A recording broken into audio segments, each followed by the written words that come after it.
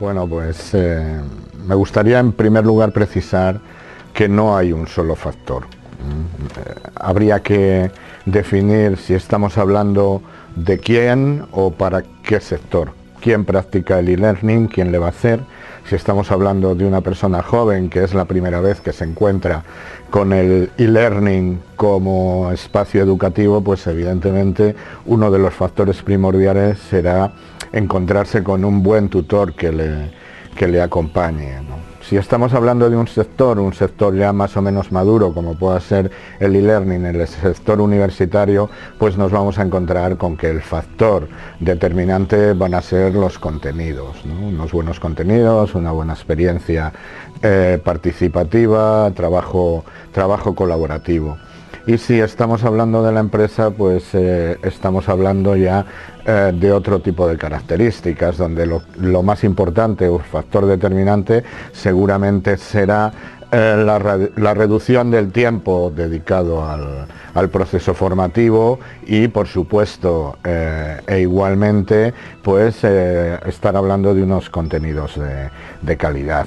Los factores ahora mismo están cambiando, se están posicionando en el ámbito de la humanización de las tecnologías. Cada vez más el e-learning integra como parte fundamental el vídeo frente a la palabra escrita, nuevos tipos de evaluación, la incorporación del trabajo colaborativo y la experiencia, la participación en foros, por ejemplo. Hacia ahí es hacia donde nos vamos moviendo. Yo, la verdad es que en la época y en el tiempo en el que vivimos son muchísimas las ventajas que tiene el e-learning frente, digamos, a la experiencia presencial de educación. Si nos fijamos en el espacio-tiempo, ¿no? Nos convertimos por un momento en físicos, pues evidentemente o vemos el mundo del aprendizaje desde la perspectiva de la física, hombre, pues se acabó el decir me tengo que desplazar para aprender determinados aspectos, determinados ítems, o adquirir determinados conocimientos desde Peñaranda de Bracamonte hasta Valladolid. Pero claro, esto es sencillo, ¿no? Estamos hablando de que el e-learning nos posibilita la experiencia educativa Peñaranda de Bracamonte, Johannesburgo, o Peñaranda de Bracamonte, algún pueblecito de Laponia, ¿no? Por poner un ejemplo extremo. Lo mismo pasa con el tiempo, o sea, son las 24 horas del día. El decir son las 24 horas del día tiene el sentido solo y exclusivamente de que solo somos nosotros quienes repartimos el tiempo dedicado precisamente a nuestra formación. Si ahora nos vamos al mundo de la pedagogía y de la didáctica, pues evidentemente el e-learning comprobadísimo que aumenta la capacidad de retención. Uno está muchísimo más centrado en un proceso en el que en un momento determinado se encuentra trabajando de forma independiente, unido a través del ordenador, que cuando estás en el mundo de lo presencial, que en muchísimas de las ocasiones en las que se practica, pues te evades. Y si entramos en el mundo de la empresa, en el mundo de las economías, pues por supuesto decir que es un proceso, digamos que la mitad de caro con la mitad de coste que tiene, digamos, la misma actividad de forma presencial. Y luego hay otra cosa que es muy importante, y es el e-learning complementa muchísimo mejor el perfil, la marca personal en estos procesos de formación que la enseñanza presencial. Es decir, hay una panoplia enorme de posibilidades a partir de la cual tú vas haciendo, ensanchando tu marca personal en función de las expectativas laborales que tienes. Desventajas: siempre es bueno conocer amigos, conocer a gente, hay una labor de conocimiento de pasillo, de lobby que se hace en el mundo de la presencialidad que se pierde relativamente. Ya hay sucedáneos, es decir, hay posibilidades de establecer este tipo de trabajo y de colaboración, pero si tuviera que poner una desventaja sería eso, el factor humano. Verdaderamente creo que son pocas. Eso está haciendo que el e-learning crezca desde el punto de vista de practicantes o desde el punto de vista económico enormemente, en una zona incluso como la nuestra, que es un mercado maduro ya. Yo creo que hay margen de mejora en la medida en la que, por ejemplo, también entran las tecnologías. Las tecnologías van mejorando, haciendo, como decía antes, más humano el proceso, y eso con el paso del tiempo se notará. Lo mismo nos sucede tanto a los alumnos como a los profesores.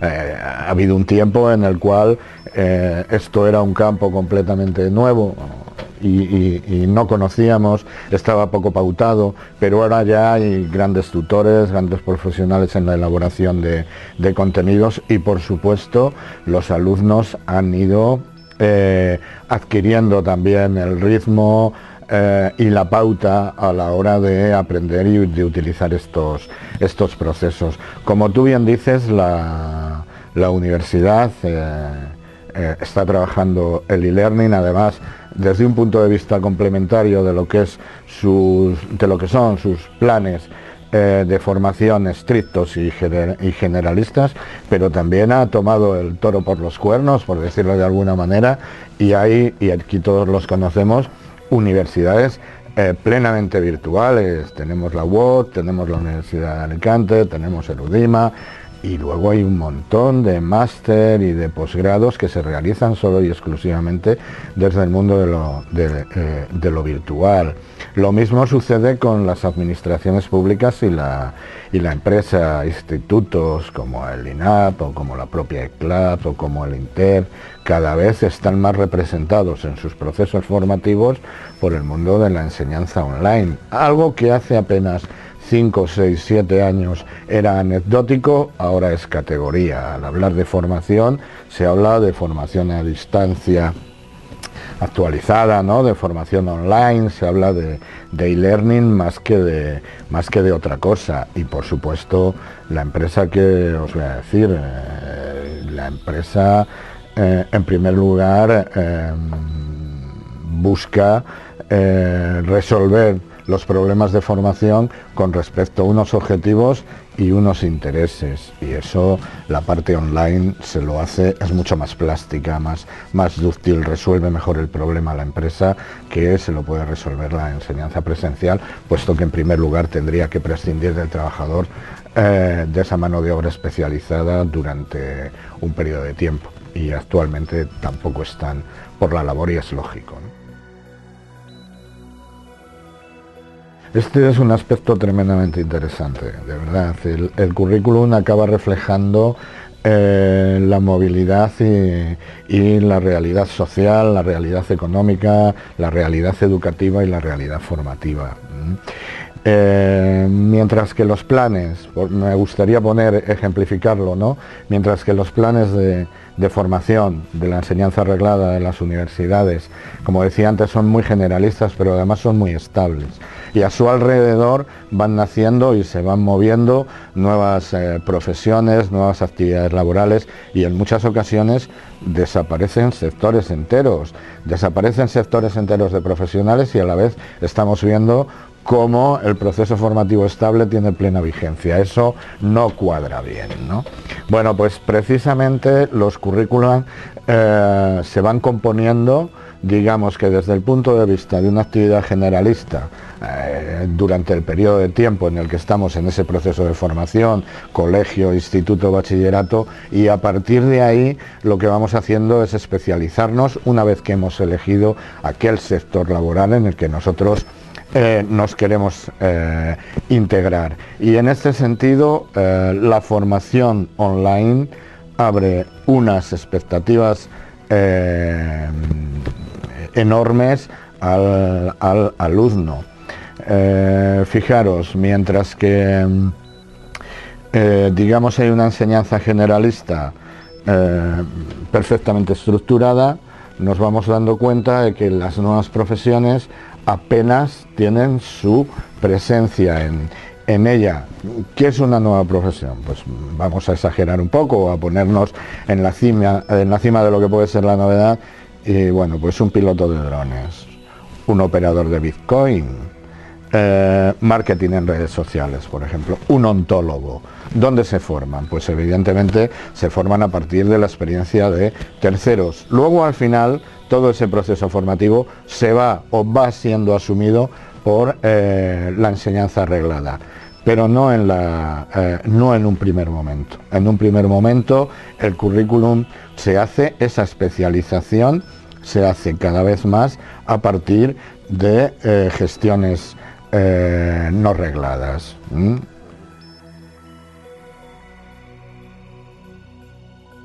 Pues sí, es una de las potencialidades que nos ha dado, por un lado, la tecnología y por otro lado, la incorporación a esos espacios tecnológicos, por ejemplo, de la nube. Cuando estamos hablando de la nube, estamos hablando de un factor determinante a la hora del desarrollo del e-learning, aunque nos parezca que no, pero ahora mismo con el proceso de nube incorporamos la movilidad con una facilidad pasmosa. A partir de la nube podemos estar trabajando profesor, el resto de los alumnos, un tercero que esté fuera, del que solo se requiere una determinada opinión, un montón de documentos, y nosotros trabajando si fuera necesario incluso de forma asíncrona, ¿no? Y cada vez más estamos hablando también de los procesos a partir de los cuales el software se va incorporando como un servicio, ya como una commodity, como algo que prácticamente todos tenemos. Y eso ha permitido que la formación presencial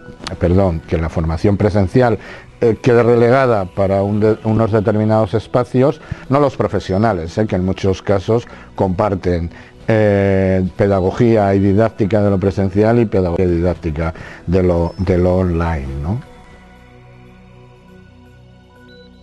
Bueno, pues ahora mismo personas como tú, que eres bastante más joven y que lo que voy a decir lo entiendes muchísimo mejor que yo, o incluso personas como yo, que ya estamos por encima de la cincuentena, pero que por movernos en este sector vamos tomando nota y siendo sensibles a determinados cambios, nos vamos dando cuenta de que lo que estamos generando, hacia donde vamos a caminar, es hacia una imagen de marca. Y es verdad que esa imagen de marca, la empresa, cuando nos la requiera como ciudadanos, pues puede que no necesite certificaciones. Es decir, la empresa lo que necesita es resolver sus problemas, reducir el coste de la formación y generar en un periodo de tiempo muy corto una mano de obra muy especializada para unos determinados objetivos, para resolver unas determinadas necesidades y unos intereses. Eso es la empresa. Pero al ciudadano no le pasa esto. En un mundo cambiante, en una sociedad en la que, como decíamos antes, cambian los sectores de actividad laboral, el ciudadano va a tener que certificar al mínimo cada uno de sus conocimientos, y esto se hará desde el punto de vista de las certificaciones privadas, que ya existen, como la de Cisco, la de Nobel, la de Microsoft, por poner ejemplos en el ámbito de las tecnologías, y por supuesto en los espacios públicos con las acreditaciones profesionales, ¿no? Pero el ciudadano lo va a tener que hacer al dedillo, precisamente porque la sociedad cambia tremendamente y tiene que estar certificando que es aquello que sabe en un proceso de incorporación a sectores laborales que va a ser muy variado a lo largo de una vida. Cuando yo comencé a estudiar, la universidad te daba paso prácticamente a un puesto de trabajo que se suponía no iba a cambiar a lo largo de los años. Esto ya no sucede. Entonces, esa marca personal tiene que estar actualizándose constantemente. Tiene que ir formándose, tiene que ir incorporando aquello que se considera interesante e importante en función de tus apetencias de conocimiento y también en función de tus necesidades de incorporación al mundo de lo laboral, al mundo de la empresa. Bueno, yo creo que esto es como la música clásica. Cuando uno está oyendo una sinfonía, pues en un momento determinado tiene movimientos más rápidos, más lentos, más alegres, más tristes. Pues yo creo que el mundo de Internet, el mundo del cambio y de la transformación que están generando estas tecnologías y entender el mundo desde el punto de vista de los procesos de comunicación y desde la incorporación de lo tecnológico a todas las facetas, está empezando. Yo creo que ahora mismo está empezando y por lo tanto vamos a tener cambios y transformaciones de lo que es el mundo laboral, de lo que han sido los perfiles habituales, muchísimas. Entonces, sinceramente, yo creo que durante mucho tiempo vamos a asistir a la creación de nuevos perfiles, de la especialización de esos perfiles en otras posibilidades. Fijaros, quiero decir, voy a poner un ejemplo muy sencillo. En mi pueblo puede haber tenderos de los tradicionales que están conviviendo ya con tenderos 2.0, es decir, con tenderos que utilizan el mail marketing, que tienen una tienda electrónica, que saben lo que es una TPV, que el dinero no les entra en caja y que tienen que saber controlar la banca electrónica para ver cómo va su negocio. En definitiva, el perfil del tendero 2.0 se parece muy poco en la medida en la que hay un consumidor que también es 2.0 y es a ese consumidor al que hay que venderle determinado tipo de productos. Estarán conviviendo durante un tiempo, pero evidentemente hay una especialización y yo he visto ya en mi centro a 30, 40 personas que dedicadas al mundo del comercio, pues se han estado formando en los elementos de seguridad, en qué requisitos hay que cumplir para que una tienda electrónica funcione bien, en cómo se relaciona una persona que vende a través de Internet con una persona a la que no ve, cómo llama su atención, en fin, que creo que este ejemplo puede servir. Hay 1000 circunstancias que nos van a hacer necesitar y crear de muchísimos nuevos perfiles laborales y de conocimiento. Hombre, yo creo que se va a generalizar de una forma u otra. Hay elementos de lo lúdico que nos ayudan a aprender determinado tipo de conceptos con más facilidad. La gamificación es, al fin y al cabo, utilizar esas herramientas que facilitan la aprehensión de conocimiento dentro, en este caso, de un entorno no lúdico. Yo estoy seguro de que vamos a llegar a ello. De todas las maneras, tampoco es nada nuevo, es decir, llevamos en este mundo 10.000 años aplicando el juego para aprender. Se aplicaba en la tribu, en el bosque, y se aplica en la tribu, en la ciudad. Si hay algo que socializa, sin duda alguna es el juego, y a partir del reto, que es lo que nos plantea el juego, y a partir de la resolución de problemas, que es otra de los planteamientos que hace el juego, se aprende mejor, pues evidentemente se va a ir incorporando prácticamente a todos los procesos. Otra cosa es que vaya a hacerse esto de forma generalizada y en un plazo de tiempo corto. Creo que no va a ser así, que iremos incorporándolo poco a poco, y que luego hay sectores en los cuales pues es más sencillo incorporar ese juego y evaluar los procesos de aprendizaje. En definitiva, al e-learning le queda un maravilloso mundo, tanto de oportunidades como de cambios, como de posibilidades a la hora de desarrollarse y a la hora de presentar nuevos, complejos y más eficientes productos para que las personas que siempre tienen la necesidad de formarse, que vamos a ser la gran mayoría, podamos realizarlo de la forma más sencilla y eficiente posible.